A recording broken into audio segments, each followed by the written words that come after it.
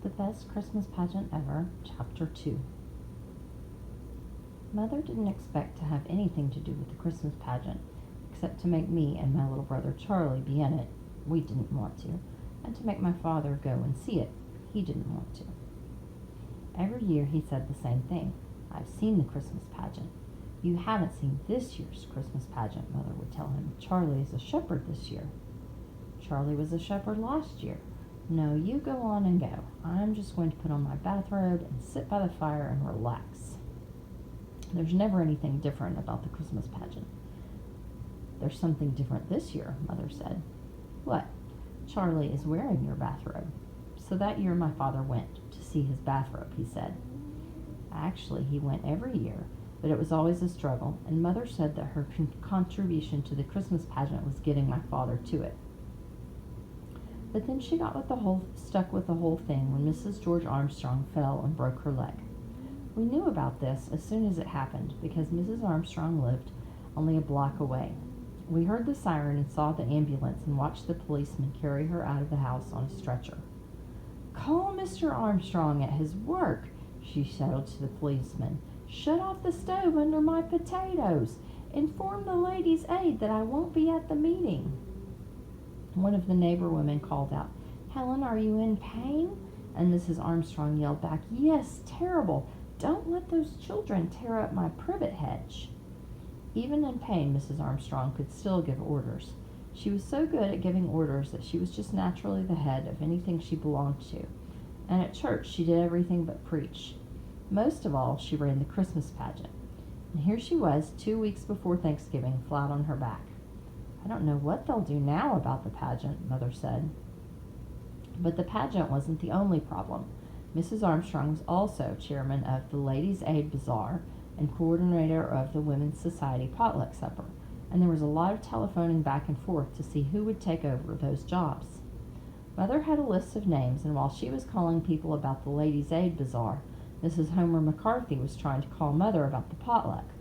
But Mrs. McCarthy got somebody else to do that, and Mother got somebody else to do the bazaar. So the only thing left was the Christmas pageant, and Mother got stuck with that.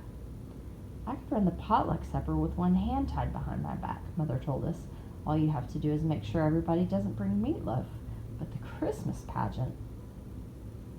Our Christmas pageant isn't what you would call four-star entertainment.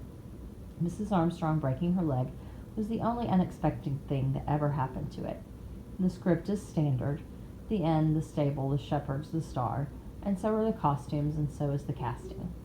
Primary kids are angels, intermediate kids are shepherds, big boys are wise men. Elmer Hopkins, the minister's son, has been Joseph for as long as I can remember, and my friend Alice Windlekin is Mary because she's so smart, so neat and clean, and most of all, so holy looking.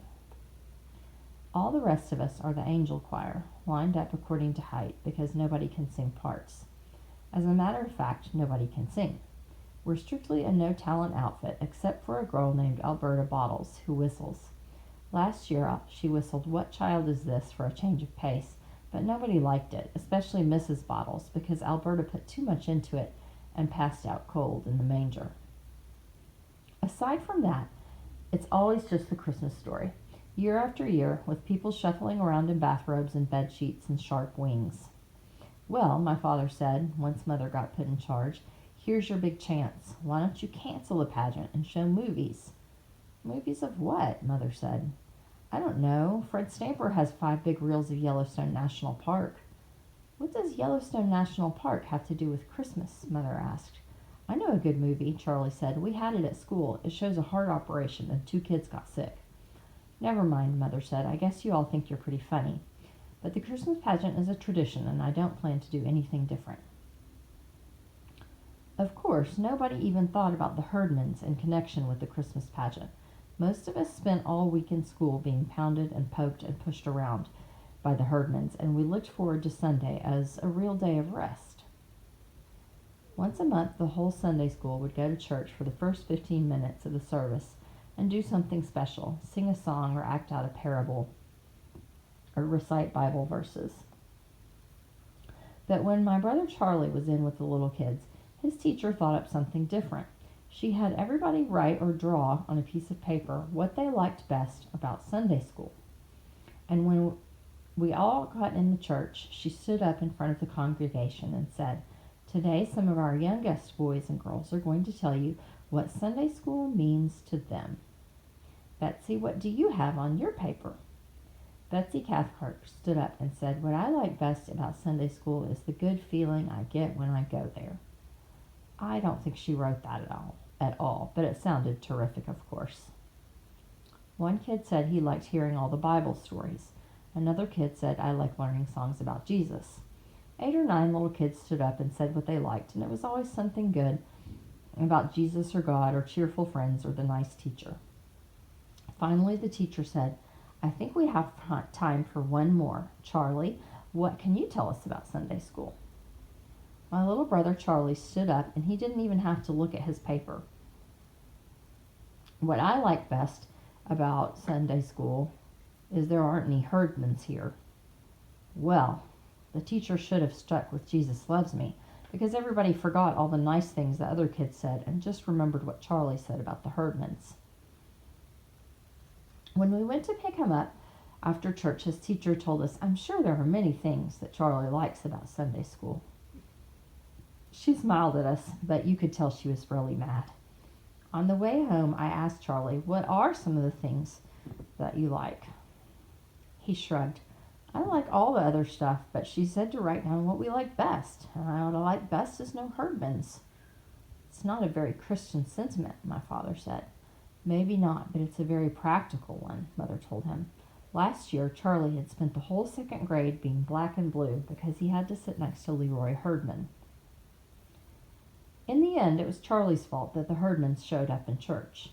For 3 days in a row, Leroy Herdman stole the dessert from Charlie's lunchbox, and finally Charlie just gave up trying to do anything about it. "Oh, go on and take it," he said. "I don't care. I get all the dessert I want in Sunday school." Leroy wanted to know more about that. "What kind of dessert?" he said. "Chocolate cake," Charlie told him, "and candy bars, cookies, Kool-Aid. We get refreshments all the time, all we want." "You're a liar," Leroy said. Leroy was right. We got jelly beans at Easter and punch and cookies on Children's Day, and that was it. "We get ice cream, too," Charlie went on, "and donuts and popcorn balls." "Who gives it to you?" Leroy wanted to know. "The minister," Charlie said. Of course, that was the wrong thing to tell the Herdmans if you wanted them to stay away. Sure enough, the very next Sunday, there they were, slouching into Sunday school, eyes peeled for the refreshments. "Where do you get the cake?"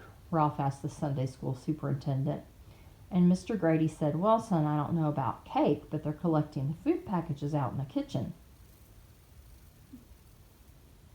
It was just our bad luck that the Herdmans picked that Sunday to come, because when they saw the cans of spaghetti and beans and grape drink and peanut butter, they figured there might be some truth in what Charlie said about refreshments. So they stayed.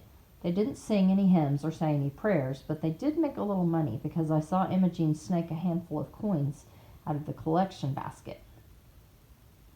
At the end of the morning, Mr. Grady came to every class and made an announcement.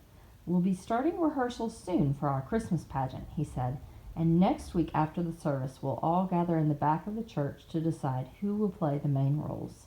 But of course we want every boy and girl to take part in the pageant, so be sure your parents know you'll be staying a little later." Mr. Grady made this speech every year, so he didn't get any wild applause. Besides, as I said, we all knew what part we were going to play anyway.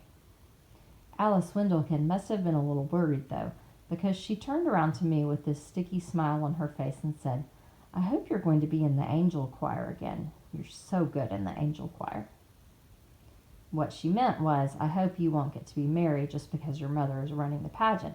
She didn't have to worry. I didn't want to be Mary. I didn't want to be in the angel choir either, but everybody has to be something. All of a sudden, Imogene Herdman dug me in the ribs with her elbow. She has the sharpest elbows of anybody I ever knew. "What's the pageant?" she said. "It's a play," I said, and for the first time that day, she looked interested. All the Herdmans are big moviegoers, though they never pay their own way. 1 or 2 of them start a fight at the box office, while others slip in. They get their popcorn the same way and spread out all over the place so the manager can't find them. "What's the play about?" Imogene asked. It's about Jesus, I said. Everything here is, she muttered. So I figured Imogene didn't care much about the Christmas pageant. But I was wrong.